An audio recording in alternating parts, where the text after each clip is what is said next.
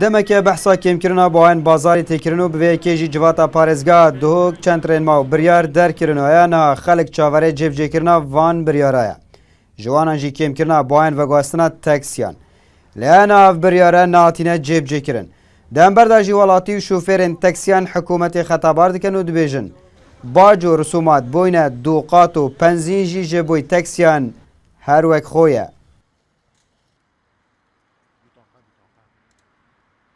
بارك جيراني سر ملت ساق تاكسي مثلا عائلة كبيفية وكريدارة مثلا قالك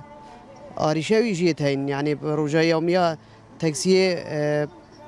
ناقتين يعني تقريبا في غرامة روجا حقي بينش روجا ديش مروية تاكوشتن يعني غرامه یا با دوقات اگید بیشن گلک جرا 3-4 روز گذشته شد یا 6 هفته هزاره تن دیدی تل کامیرا گیدا یعنی دو جار یعنی حقیقت اسبوع اگادیجی غرامه کرده سر سیاره مروی در رسومات یه زیاده باین نو گپ چم سوارا خود تحویل گم رسومات زیاده باین حکومت اگه برای خود تا وی خلقی اف خلق گله که نچار بی یه بزار بی دیده این بیشن تاکسی ویلو بی داخلی تاکسی جی فقیری دوی شارش تا شاره هنه احتمال ساعته که 2 نفر دست نکردن یعنی اول تاثیر خو گله که مازنا و یا دیجی پنزی جی هوا که خوی ما پنزین بین کج 500 ها بوی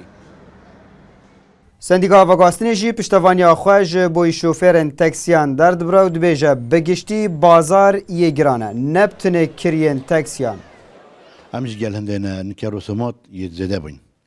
يعني وزاري باز زادا بوين رسومات المرور زادا بوين اگر بارابتر یا اینا خانه دی وی وضعی گلک باشه شوفر ما تاکسی قوام همین گوی سپاسی دارت وارین گواری کارت خلق خونه دما جواتا پارزگاه دوک بریارن کمکرنا بازاری در کرین و جوانان جی کمکرنا بوهاین و گواستنا تاکسیان لیانا اف بریارن نچونه توار جیب جی کرنه دا خلق جی دناوا دوالیان دا بیزار مایا عبدالصمد ریکانی NRT دهوک